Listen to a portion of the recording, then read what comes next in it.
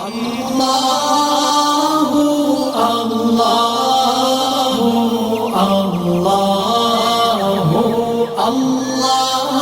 حاصل کرنے کے باوجود بھی خشیت الہی پیدا نہیں ہوئی تو وہ علم نافع نہیں ہے۔ وہ علم معلومات کا ذخیرہ تو ہے، لیکن العلم نور فی قلب المومن، جو فرمایا گیا علم مومن کے سینے کا اجالا ہے، اس کے قلب کا نور ہے، اس کے باطن کی روشنی ہے۔ تو یہ وہ علم نہیں ہے جو اس کے من کا چراغاں ہو، جو اس کے اندر کی روشنی کا سبب ہو۔ تو وہ علم ہی نہیں ہے جو اللہ سے جوڑتا نہیں ہے، جو اللہ کی خشیت، اللہ کا خوف، اللہ کے احکامات پر عمل پیدا ہونے کا جذبہ نہیں دیتا ہے۔ تو کہا انما یخشی اللہ من عبادہ العلماء۔ حضرت امام غزالی علیہ الرحمہ نے بڑی خوبصورت بات کی۔ آپ نے 4 مراتب بیان فرمائے۔ الناس کلہم موتا الا العلماء، تمام لوگ مردہ ہیں لیکن علماء زندہ ہیں۔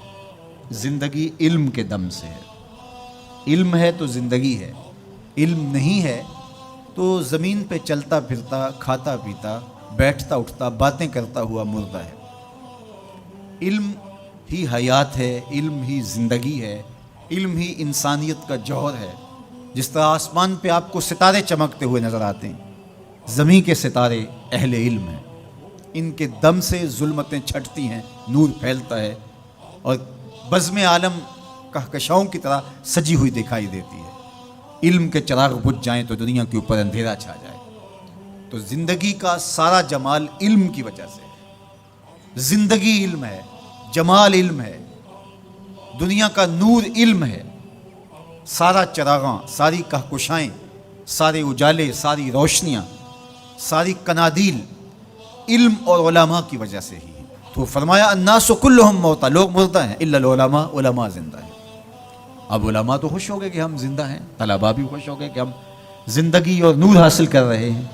لیکن امام غزالی نے دوسری بات کی، والعلماء کلہم نیام الا العاملین، علماء سوئے ہوئے ہیں، جاگتے وہ ہیں جو اپنے علم پہ عمل بھی کرتے۔ جو نیند ہے، النوم اخت الموت، یہ موت کی بہن ہے۔ علماء ہیں تو زندہ، لیکن اگر عمل نہیں ہے تو وہ آغوش نیند میں ہیں، زندگی سے فائدہ ہی حاصل نہیں کر رہے۔ زندگی سے فائدہ تو زندگی کی لذات سے متمتع ہونا ہے، آنکھوں سے نظارے دیکھنے ہیں، کانوں سے نغمے سننے ہیں، زبان سے ذائقے چکھنے ہیں، دوستوں سے باہم ملاقاتیں کرنی ہیں۔ تو جب بندہ زندہ ہوگا تو یہ سب کچھ ہوگا، اور اگر زندہ ہے لیکن سویا ہوا ہے، بے ہوش ہے، کومے میں پڑا ہوا ہے، تو پھر وہ یہ سب کچھ حاصل نہیں کر پاتا۔ تو یہ اخت الموت ہے۔ تو کہا عالم زندہ ہیں، لوگ مردہ ہیں، لیکن فرمایا علماء بھی سوئے ہوئے ہیں، جاگتے وہ ہیں جو اپنے علم پہ عمل بھی کرتے ہیں۔ تو علم وہ نافع ہے جو عمل کے نور سے منور ہو۔